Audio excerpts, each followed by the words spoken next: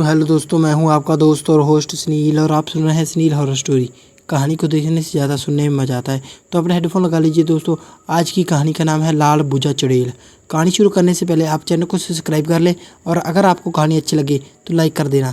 दोस्तों आज मुझे आप कमेंट में ये बताना आप मेरी कहानी कहाँ कहाँ से सुनते हो। तो कहानी को शुरू करते हैं। ये कहानी मेक्सिको के एक लड़के के साथ जिसका और उसके सारे परिवार बहन भाई का सामना एक मरी हुई औरत से हो जाता है, जिसे लोगों ने केवल इसलिए मार दिया था क्योंकि उस पर चुड़ैल होने का अपराध था। तो अब मैं उस लड़के के नज़रिए से आपको कहानी सुनाता हूँ। ये कहानी मेक्सिको के एक खूबसूरत शहर में घटी हुई है। उस समय मेरी उम्र लगभग 10 साल होगी। मेरे परिवार ने मेक्सिको में मेरी माँ को होम टाउन में छुट्टियां मनाने की योजना बनाई। हम मिसौरी में रहते हैं और हमने उस जगह तक ड्राइव करने का फ़ैसला किया, इसलिए हमारे पास लगभग 2 दिन की यात्रा करने का समय था। मतलब उस जगह तक पहुंचने के लिए हमें 2 दिन तक ड्राइव करना था। जब तक हम टेक्सास और मेक्सिको की सीमा तक नहीं पहुंचे तब तक सब कुछ ठीक था। हमने देखा पीछे माँ सो रही है और ऐसा लग रहा था जैसे वह बुरा सपना देख रही हो। वो सपने में ही हिलने लगी। नहीं नहीं, मुझे मत छुओ, मेरे परिवार को अकेला छोड़ दो। फिर वह जाग गई। हमने उससे पूछा कि क्या हुआ। उन्होंने कहा कि उन्होंने सपना देखा।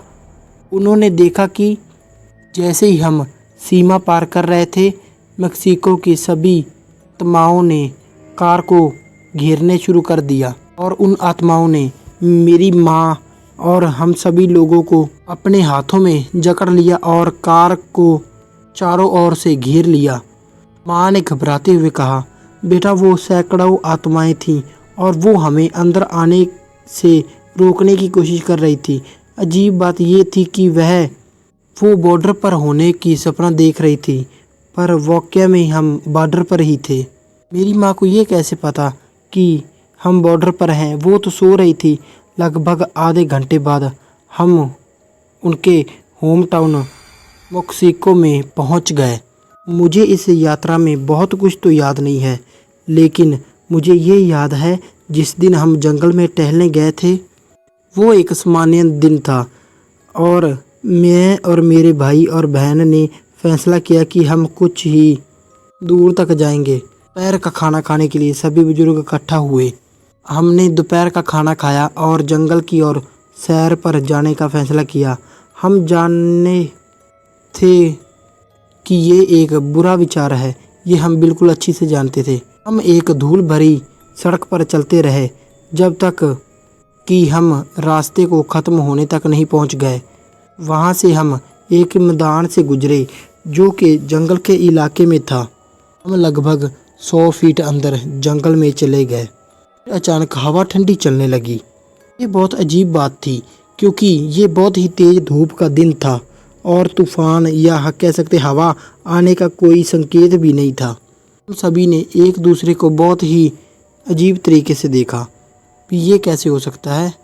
पर तभी हमने एक महिला को रोते हुए सुना। वो बहुत ही बुरे तरीके से रो रही थी और उसने एक चीख के साथ अपना रोना बंद कर दिया। मैं बहुत डर गया। हम सब वहीं जमे रह गए। उसने एक शब्द भी नहीं बोला, बस रोने की आवाज़ बढ़ रही थी। जैसे जैसे वो औरत करीब आ रही थी हम वहीं खड़े होकर बस देख ही रहे थे और उसका इंतज़ार कर रहे थे क्या अब क्या होगा। तभी अचानक मेरी बहन ने बहुत अजीब सी चीख निकाली। हम सभी लोगों ने उसकी ओर देखा और वो पेड़ों की ओर देख रही थी। हमने भी उधर देखा कि वो क्या देख रही है। मैं अपनी बहन की चीख कभी नहीं भूलूंगा और उस दिन जो मैंने पेड़ों में देखा उसको भी मैं कभी नहीं भूल पाऊंगा। एक महिला के एक पेड़ पर लगभग 40 फीट ऊपर बांधकर उसे जलाया गया था। उस औरत ने हमारी ओर देखा और हमने उसकी ओर देखा। उसने एक फीके कलर की काली और फटी हुई पोशाक पहनी हुई थी। उसके बाल काले और उलझे हुए लग रहे थे। उसके चेहरे और पैरों तक जख्म के निशान थे। वो एक लाश की तरह लग रही थी। कुछ सेकंड चिल्लाने और रोने के बाद हमने भी जंगल से निकलना शुरू किया।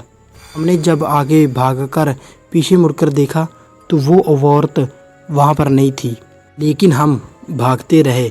जैसे ही हम मैदानों तक पहुँचे हमने देखा कि अब ज़्यादा बारिश नहीं हो रही। हमने दौड़ना बंद किया।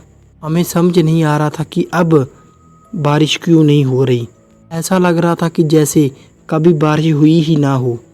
पर जब हम वहाँ थे वहाँ बारिश हो रही थी। हम वापस टाउन में चले गए और बड़े लोगों के साथ शामिल हुए। उन्होंने हमारे चेहरे को देखते ही पहचान लिया, हमारे चेहरे की दहशत को, और उन्होंने पूछा कहाँ से आ रहे हो, और बहुत ही सख्ती से पूछा। हमने डरते हुए हमारी कहानी बताई और हमें आश्चर्य हुआ कि उन्होंने हमारा विश्वास भी कर लिया। हम कहानी सुनाते हुए, या कह सकते हैं हमारे साथ जो घटना हुई थी वो सुनाते हुए रोने लगे और फिर स्पष्टीकरण सुनने के लिए बैठ गए। उन्होंने हमें बताया कि लगभग 100 साल पहले एक महिला थी जिस पर ब्राजोरिया यानी कि चुड़ैल होने का आरोप लगाया गया था। उसकी हत्या कस्बे वासियों ने की थी।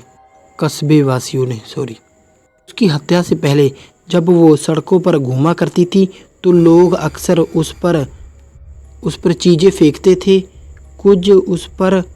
कुछ लोग अक्सर उस पर क्रस फेंकते थे।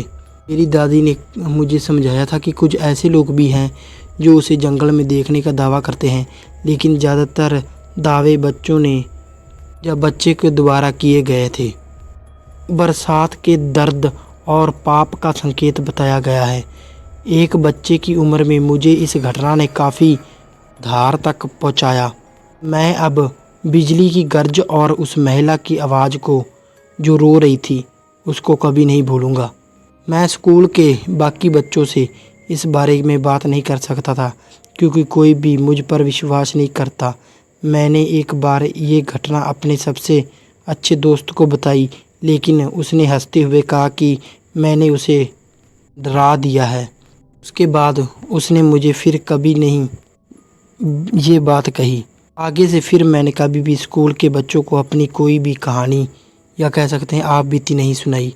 दोस्तों, आप मानो या ना मानो, ये मेरे साथ हुआ है और मैं आज भी ये बात किसी से शेयर नहीं कर सकता। तो दोस्तों, ये थी पहली कहानी।